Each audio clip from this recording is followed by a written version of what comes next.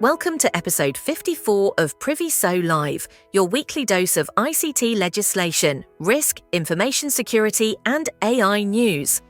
I'm Lynn, here with John and Stephen, and today we're discussing probably the most controversial topic we have ever tackled. Stephen, this was one you wanted to surface? Hi, Lynn and viewers. Definitely a complex and difficult issue, I agree. I suppose I'm the one wearing the tinfoil hat here, so I'm sure we'll have some debate.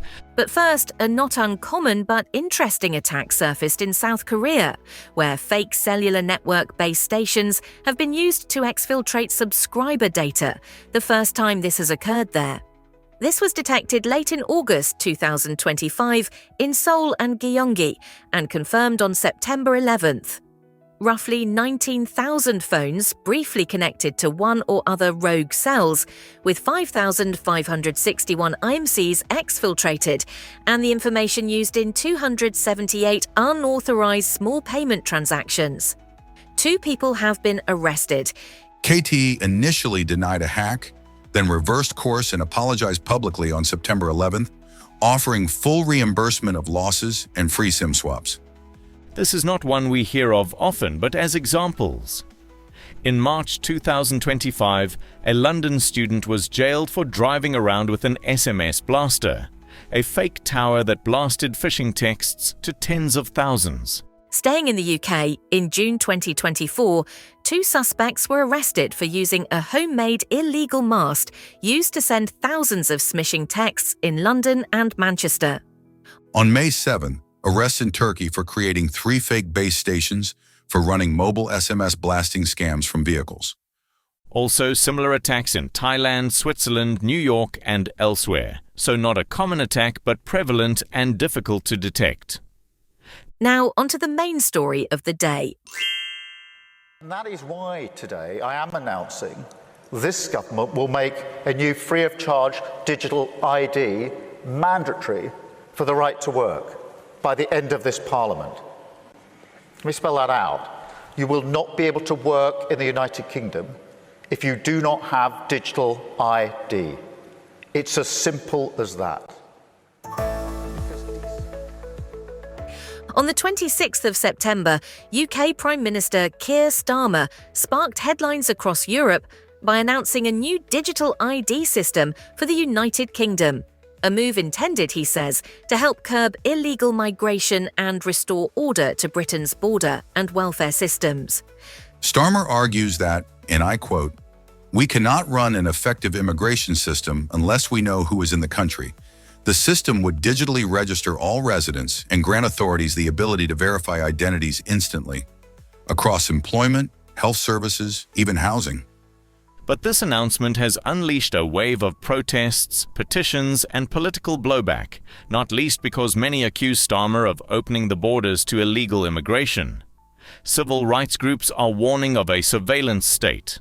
Libertarians say it's the death of personal freedom. And some tech insiders are asking, why introduce a sweeping national ID when UK work visas already require biometric verification? Boris Johnson tweeted, "I will never accept a government ID card. I will never use one. If asked to produce one, I will refuse, and I hope you will too." Member of Parliament Rupert Lowe has sent a cross-party letter to Keir Starmer. I'm going to quote, "Dear Prime Minister, we are writing to register our profound and passionate opposition to your reported plans for a compulsory UK-wide digital identity scheme." Such a policy would represent an unprecedented level of state control over British citizens. This is a fundamental change to the relationship between the individual and the state. It's dangerous, intrusive, and deeply un-British. It risks building the foundations of a surveillance state, one that will inevitably expand in scope over time. We urge you to abandon these plans immediately. At the very least, you must commit to bringing any proposal before Parliament for full scrutiny and a free vote, and to fully consulting the public before attempting to impose such a drastic measure on a reluctant country. The British people do not want this, and the British people do not need this. Compulsory digital ID would mark a dangerous and permanent shift in the balance of power between government and governed. We will oppose it at every stage. This was signed by 12 members of Parliament. So, is this truly about illegal migration, or is something deeper at play? At the time of recording, the anti-digital ID petition has received 1,620,000 signatures, and this grew by 500 signatures in the time it took me to say that. An emergency protest outside Downing Street has been organized for the 6th of October and in central London on the 18th. All of this has occurred in the one day since making this announcement. So what is it that is generating such a pushback, particularly when many countries have already implemented this technology? Why is the concept so polarizing in places like the UK? To answer that, we need to zoom out. Digital ID systems aren't new, and in many countries, they're working exceptionally well. Let's take a quick world tour. In India, over 1.4 billion people are now registered under Aadhaar, a biometric-based system that uses fingerprints and iris scans to verify identity. It's essential for opening bank accounts, receiving government subsidies, and verifying SIM cards. In Estonia, digital ID is practically synonymous with daily life. Citizens use it to vote online, file taxes, and access all government services securely. It's encrypted, decentralized, and widely trusted.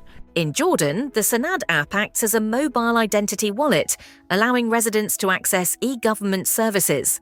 Similar systems are now in place in Morocco and Ethiopia, where the FIDA ID project aims to establish a national identity for everyone, using both digital credentials and facial biometrics. These countries are not dystopias. They are functioning democracies or developing economies using digital ID to expand access, reduce fraud, and boost inclusion.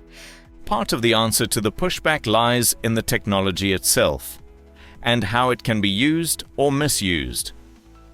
Digital ID systems typically involve a unique identifier, like a number or token, biometric data such as facial scans, fingerprints, and iris recognition, a centralized or decentralized database holding attributes like name, age, nationality, and more, and authentication mechanisms for access to services, devices, or institutions. When designed responsibly, this infrastructure can secure rights and streamline services. But it can just as easily be turned into a tool for surveillance, exclusion, or even coercion. And that's where things get complicated. Let's talk about Vietnam. Vietnam's VNeID system, the country's official digital identity platform, has recently experienced widespread adoption, particularly with new mandates requiring ID verification for banking access. However, in the months following implementation, tens of thousands of bank accounts were frozen or deactivated due to discrepancies or incomplete registration information. Users were left without access to their own funds, triggering public outrage. Depending on who you believe, this was done in error, as a coercive measure, or deliberately to eradicate unused bank accounts. Whatever the truth, many citizens were left unable to access their own money. Then there's China, where digital ID is embedded into a vast social credit system tied to surveillance networks, facial recognition, and algorithmic decision-making. We need to note that the Chinese use of the credit score is not uniform, not well documented, and can be interpreted in different ways. Commentary on this is also slanted by the political inclination of the commentator, and we have compiled this using the most objective information available. If this interests you, we encourage you to research it for yourself. However, as we understand it, in China, digital ID is linked to a social credit score, although this is not just one number. The government uses blacklists and red lists maintained by different government departments, e.g., for debt defaulters or good taxpayers. In some local pilot programs, citizens are given numeric scores, but these vary by city. This is probably the source of the widely held belief that all citizens have a specific number. Nonetheless, while not entirely centralized, the individual's activity is monitored, with different actions leading to government-controlled moderations, which vary in different locations. Scores are improved through government-defined good deeds. Some of these are laudable, such as having a good financial history, helping the poor, and engaging in charity work. But you can also improve your score by praising the government on social media.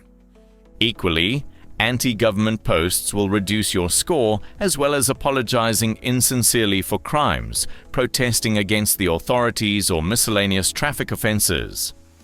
In short, China uses digital ID on a grand scale in an oppressive social moderation system, imposing behaviors on their citizens. The carrots for good behaviour include schooling priority, access to loans, cheaper public transport, tax breaks, jumping the queue for public housing, and shorter wait times at hospitals. The downside includes denial of access to some social services, less access to credit, ineligibility for government jobs, no access to private schools, and, chillingly, public shaming, isolating the individual from society through public criticisms, leading to others choosing to disassociate from the individual. This is going to happen here, I think, too, although maybe people will fight it. If a traffic camera catches you jaywalking in China, the digital ID system has your blood now. It has your genetic code, has your photograph. It can identify how you walk, so even if you can't see a face, you can be picked up by gait. It will convict you of jaywalking and take money out of your bank account with no intermediating judiciary at all, and show a picture of you to the people in the neighborhood so they know that you have jaywalked, and reduce your social credit score. And if your social credit score falls below a certain level, you can't buy drinks from a vending machine. You can't play video games. You can't go on a train. You can't get out of your 15-minute city. China represents the extreme case of the use of digital IDs to moderate system behavior, and this is where the conversation veers into conspiracy territory, but also into philosophy and theology.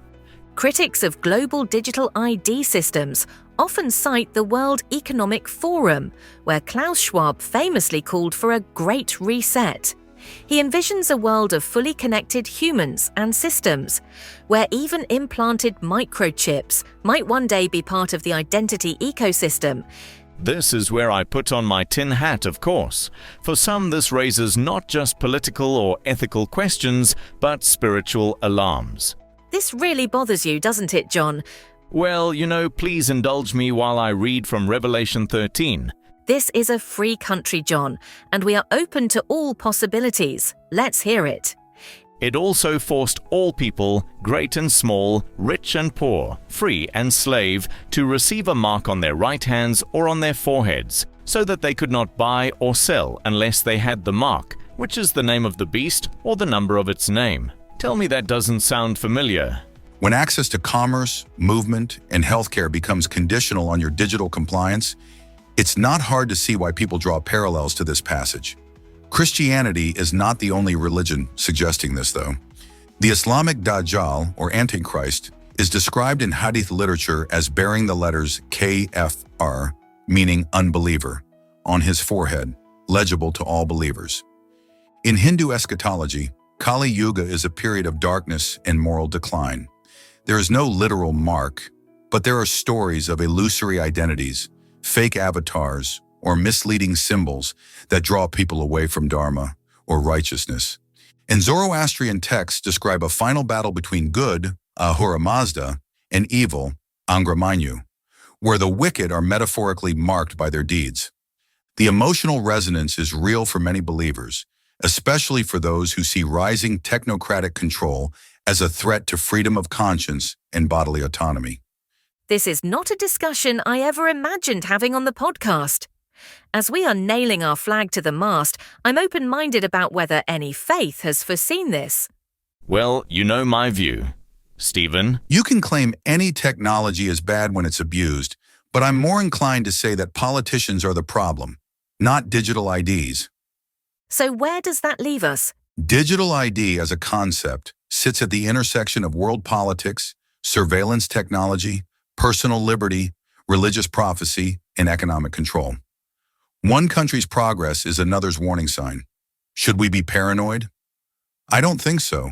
Should we be critical, informed, and alert to the power being concentrated in these systems? Of course. Because when technology touches the core of identity, it deserves nothing less than our full attention. And that's all for Priviso Live episode 54. Thank you for joining us. You are the reason that we do this. The petition, by the way, now stands at 1,663,879, an increase of 43,879 signatures since we started recording this. If you want to hear more of the same, subscribe to Priviso Live on Apple, Samsung, Spotify, iHeartRadio, or YouTube. And if you need security, risk, or ICT legislation advice, contact Priviso Consulting directly at admin@priviso.co.za. Stay safe, everyone. Stay safe.